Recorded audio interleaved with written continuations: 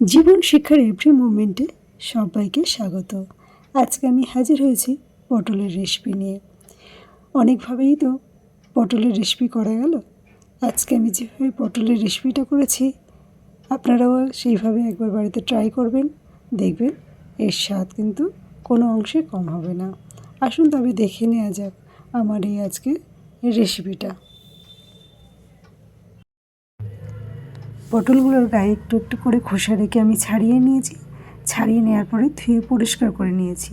এবারে আমি এই পটলগুলোর গায়ে একটু করে কাট লাগিয়ে নেব, যাতে রান্নার সময় সমস্ত তেল মশলা পটলের মধ্যে খুব ভালোভাবে ঢুকে যায়। আমার চ্যানেলে নতুন বন্ধু হয়ে থাকলে চ্যানেলটা সাবস্ক্রাইব করে নেওয়ার অনুরোধ রইল। পাশে থাকা বেল আইকনটাকে প্রেস করে দিয়ে অল করে রাখবেন, তাহলে আমার চ্যানেলে যখনই নতুন নতুন কোনো রেসিপি ছাড়ব সবার আগে আপনাদের কাছে পৌঁছে যাবে। দেখুন প্রত্যেকটা পটলে কাট লাগানো হয়ে গেছে। এখানে আমি এক মালা নারকেল কুড়িয়ে নিয়েছি, নিয়ে এর মধ্যে একটু জল দিয়ে দিলাম। দিয়ে নারকেলটা চটকে চটকে খুব ভালো করে নারকেলের দুধটাকে আমি বের করে নেব।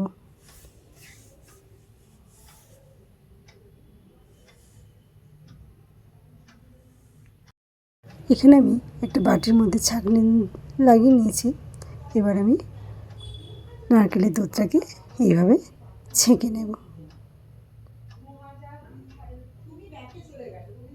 দেখুন এইভাবে আমি নারকেলের দুধটাকে রেডি করে নিলাম।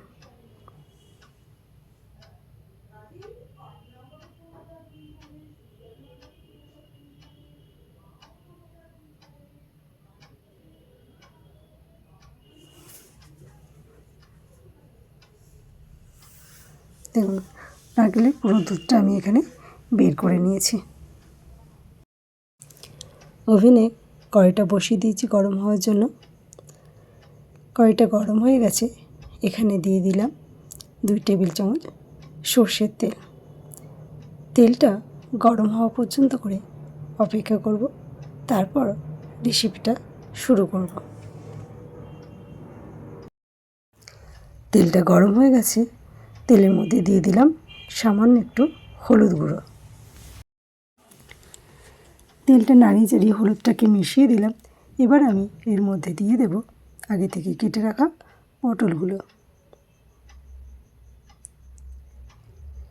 পটলগুলো আমি একে একে এখানে সব দিয়ে দিলাম। দিয়ে খুব ভালো করে তেলের সঙ্গে নাড়িয়ে চাড়িয়ে মিশিয়ে দেব। আর পটলগুলো খুব ভালো করে ভেজে নেব, যাতে ভিতরে কাঁচা ভাবটা না থাকে।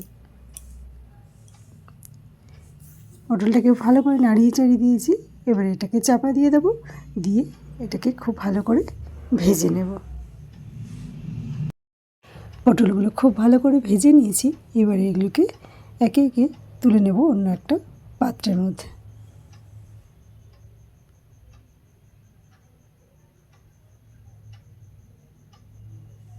সব পটল আমি অন্য পাত্রে নামিয়ে নিলাম। তেলের মধ্যে আমি আর একটু তেল অ্যাড করে দেবো। তেলটা অ্যাড করে দিলাম। দিয়ে এবারে গরম আর ঠান্ডা তেলটাকে খুব ভালো করে নাড়িয়ে চাড়িয়ে মিশিয়ে নিলাম। এবার আমি এর মধ্যে দিয়ে দেব ফোড়নের জন্য একটা তেজপাতা, দিয়ে দিলাম গোটা গরম মশলা। এবার আমি এর মধ্যে দিয়ে দেব কুচনো আদা। কুচনো আদাটা দিয়ে তেলের সঙ্গে খুব ভালো করে নাড়িয়ে চাড়িয়ে মিশিয়ে নিলাম। এবার আমি দিয়ে দিলাম কাঁচা লঙ্কা। কাঁচা লঙ্কাটাকেও তেলের সঙ্গে খুব ভালো করে নাড়িয়ে চাড়িয়ে একটু ভেজে নেব। নেওয়ার পরে এর মধ্যে আমি দিয়ে দেব সামান্য একটু হলুদ গুঁড়ো। দিয়ে খুব ভালো করে নাড়িয়ে চাড়িয়ে এগুলোকে ভেজে নেব। এবার এখানে আমি অ্যাড করে দিলাম হাফ চামচ ঝাল লঙ্কার গুঁড়ো। দিয়ে সমস্ত মশলাটাকে খুব ভালো করে কষিয়ে নেব।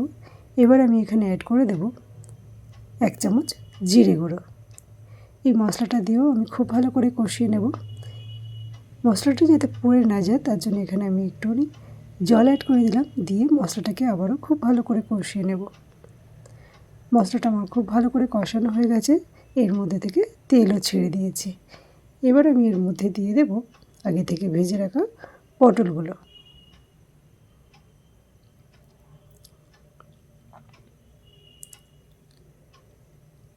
এখানে আমার সব কটা পটল দেওয়া হয়ে গেছে, দিয়ে এবারে খুব ভালো করে কষিয়ে নেব মশলার সাথে। পটলটা খুব ভালো করে কষানো হয়ে গেছে, এবার আমি এর মধ্যে দিয়ে দেব পরিমাণ মতো জল। জলটা দিয়ে দিলাম। এবার আমি এর মধ্যে অ্যাড করে দেব লবণ, স্বাদ অনুযায়ী লবণ। লবণটা অ্যাড করে দিলাম, দিয়ে এটাকে খুব ভালো করে নাড়িয়ে চাড়িয়ে দেবো, লবণটা যাতে সব জায়গায় সমানভাবে লেগে যায়। এবার আমি এটাকে ঢাকা চাপা দিয়ে কিছুক্ষণ ফুটিয়ে নেব। এবার এখানে আমি অ্যাড করে দেব নারকেলের দুধটা।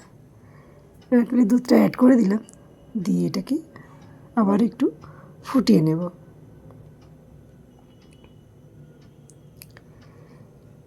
এবার এখানে আমি অ্যাড করে দেব সামান্য একটু চিনি। চিনিটাকে দিয়ে দিলাম, দিয়ে নাড়িয়ে চাড়িয়ে দিয়ে আবারও কিছুক্ষণ ফুটিয়ে নেব, দিয়ে রেসিপিটা আমার কমপ্লিট হয়ে যাবে। সবাই ভালো থাকবেন, সুস্থ থাকবেন। আজ এই পর্যন্ত। আবারও অন্য কোনো দিন হাজির হয়ে যাব অন্য কোনো নতুন রেসিপি নিয়ে। ধন্যবাদ।